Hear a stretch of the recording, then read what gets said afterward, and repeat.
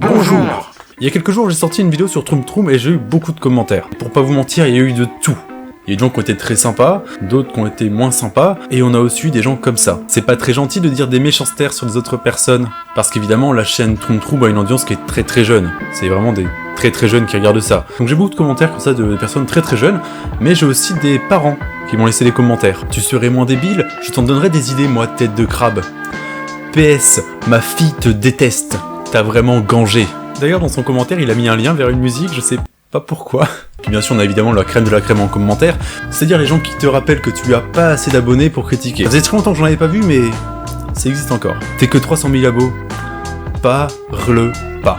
Mais si je parle des commentaires, c'est pas pour parler des insultes ou quoi que ce soit, parce que ça on s'en fout un petit peu, c'est plus pour parler de ça. Et ça. Et tout ça. Juste pour ça.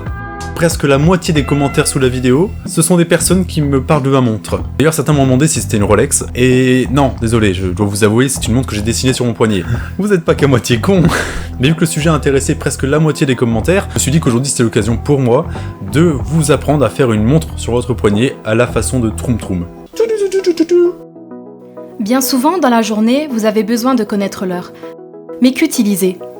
Une horloge ? Un smartphone ? Un micro-ondes ? Un ordinateur ?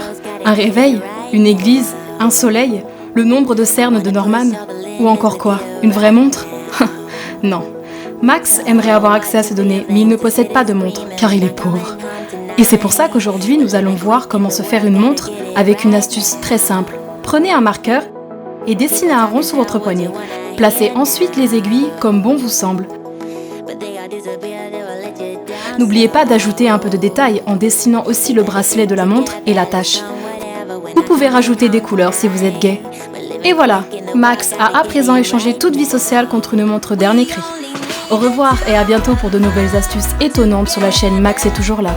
Donc maintenant... Arrêtez de me faire chier avec ma montre! Et sinon, j'ai deux annonces à vous faire passer. Dans un premier temps, je voulais vous annoncer que sur mon Discord, je vais lancer un jeu de piste, une énigme. Donc voilà, c'est un moyen de se faire un petit jeu au sein de la communauté, et je trouve ça plutôt cool.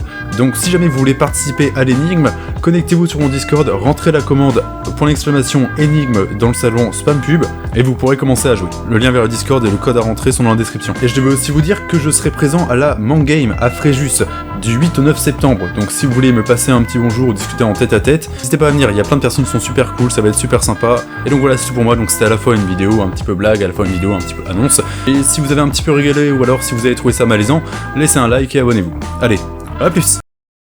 À présent, nous allons voir comment retirer la montre.